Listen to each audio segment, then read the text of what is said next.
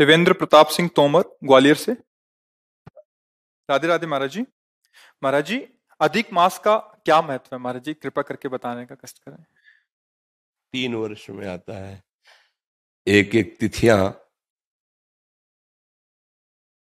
निकाल निकाल करके 3 साल के समय में ये 30 दिन रखे जाते हैं कि रोज लोग यदि धाम वास न कर सकें, तीर्थ याटन न कर सकें, भगवत आराधना न कर सकें, तो 3 वर्ष में एक बार पुरुषोत्तम मास रखा है। इसका नाम है पुरुषोत्तम मास। केवल भगवत आराधना के लिए ही ये रखा गया है कि आप प्रतिदिन अपने गृह कार्यों में जो छोटी मोटी पूजा आराधना करते हैं, लेकिन ये 1 महीना ये भगवान का नाम पुरुषोत्तम, ये भगवान का मास है। इसमें आप साधु सेवा, ठाकुर सेवा, नाम जप, परिक्रमा, जो भी भागवती का आचरण करेंगे उसका विशेष लाभ प्राप्त होगा। ये केवल भागवती का आचरण करने के लिए 1 महीना रखा गया है। इसमें प्रायः जो धार्मिक जन होते हैं तीर्थयाटन करते हैं, ब्रज 84 कोष की परिक्रमा करते हैं, मंत्र जाप का अनुष्ठान लेते हैं, या व्रत पूर्वक रहते हैं कि 1 महीने में एक बार ही अन्न पाएंगे और रात दिन भजन करेंगे, या हम फल से रहेंगे, दूध फल से रहेंगे, साधना करेंगे, परिक्रमा कर, ये भगवत प्रीत्यर्थ समय बिताने के लिए 3 साल में सबके लिए रखा गया। क्योंकि जो साधन में लगे उनके लिए तो रोज पुरुषोत्तम ही है, क्योंकि प्रतिपल भगवान में लगे हुए हैं। लेकिन जो गृहस्थी में संसार में बोले अब तो चलो ना, पुरुषोत्तम मास है, ये 1 महीना भगवान के लिए है। तुम परिक्रमा करो, कोई अनुष्ठान करो, किसी ग्रंथ का अनुष्ठान, मंत्र का अनुष्ठान, साधु सेवा, तीर्थावगाहन, नाम जप, भगवत विग्रहों के दर्शन, ये इसलिए बनाया गया पुरुषोत्तम मास। और आप सबसे प्रार्थना है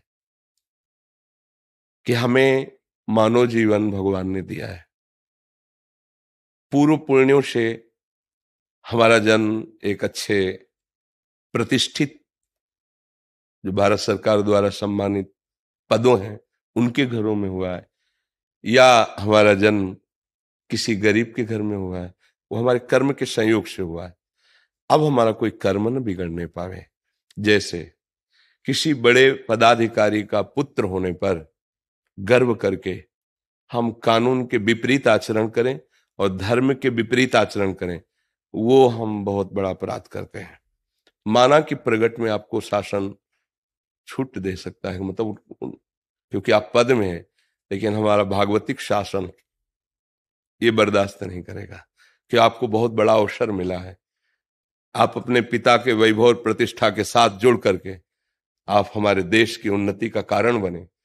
जब लोग आपको देखें तो आपके पिता से भी ज्यादा आपको सम्मान करें, चाहे वो जिधर जन्मा हो। हम किसी एक व्यक्ति के लिए नहीं कहते।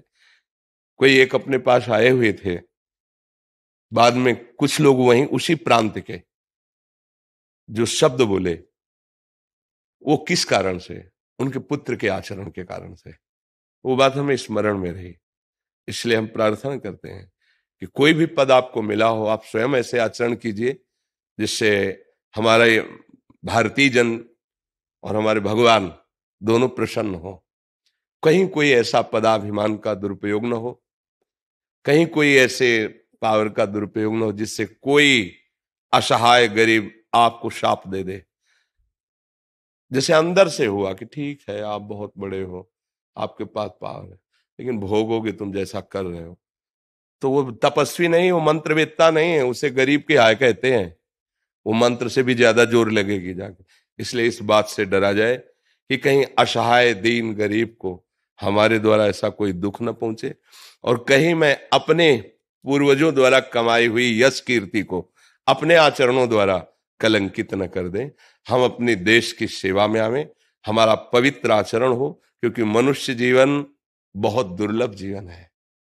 इसलिए भगवान की कृपा हुई है, हमें आपको संभाषण करने का अवसर दिया है, तो आप महान बने।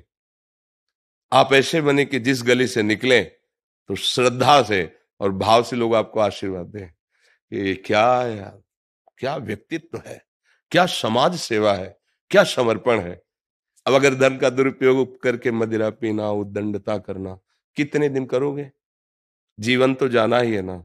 लोग देख के जैसे उनको उनके लिए बोले, तो हम बिल्कुल स्तब्ध रह गए थे उनके जाने के बाद। जो बोले कि इनका जो लड़का है ना, वो शब्द जो बोले, तो नहीं, हम कहा हमारे लिए इसके कोई महत्व नहीं, हमारे सामने तो जो आता है मेरा प्रभु आता है, मैं तो उसी भाव से बात करता हूँ।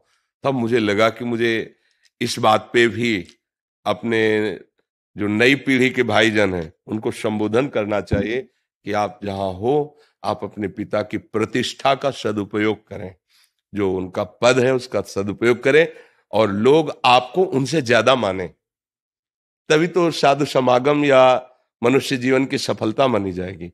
कोई भी व्यसन अपने जीवन में डाल लेना अपनी उन्नति का नाश करना है। आपको लगता जरूर है कि नहीं सब चलता है, नहीं नहीं, मेरी बात मान लो, आप व्यसन रहित बनिए, इंद्रियों को थोड़ा संयम में रखिए, गृहस्थ धर्म में हो तो मर्यादा से, फिर आप देखो दिव्यता आ जाएगी। आपका जीवन ऐसे पशु पक्षियों जैसा जीवन थोड़ी है कि जो भोग मिला उसे भोग लिया, जो मिला जैसे मिला जी लिया। नहीं, आपका जीवन है प्रकाशित होने वाला, भगवान के अंश हो, मनुष्य जीवन मिला है। ऐसे कर्म करो कि अशुभ कर्मों का नाश करके हमारी समाज की सेवा हो। हमारे अंदर एक लालसा रहती है कि जैसे हमारे देश के जो पदाधिकारी जन जब आते हैं, आप ये बात समझ जाओगे कि जितनी प्रजा आपको शासन में मिली वो आपके बच्चे हैं। जैसे एक घर में आप हैं, बड़े मालिक हैं, 10 लोग रह रहे हैं, आप कैसे पोषण करते हैं? ऐसे। अगर कोई ज्यादा करता है तो फिर आप पिटाई भी तो करते हैं ना अपने घर में। वही वृत्ति आप रखो। प्रदेश में, देश में, जिला में जो आपको अधिकार मिला है, ग्राम में, नगर में जो अधिकार मिला है, पहली दृष्टि रखो अपने परिवार वाली, और दूसरी दृष्टि रखो जैसे अपने परिवार वाले को भी दंड दिया जाता है, उस भाव से हम उसे सुधारते हैं, दंड देते हैं।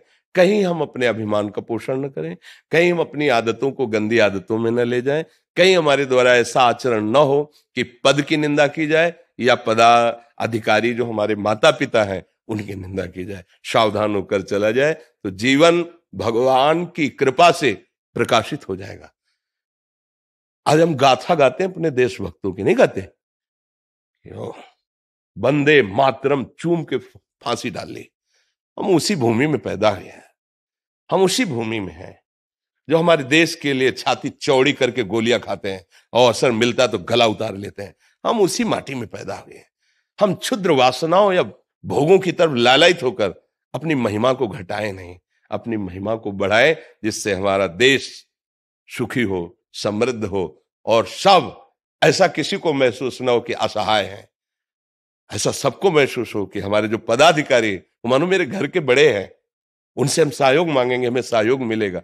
मुझे लगता है ऐसी अगर भावना हो जाए तो हमारा सारा देश सुखी हो जाए, पूरा विश्व सुखी हो सकता है। एक एक सुधरना शुरू करे। पर हम लोग ऐसा करते ना कि दूसरे को उपदेश देते तू सुधर जा, हम अपने से सुधार करें तो सब सुधर जाएंगे धीरे धीरे।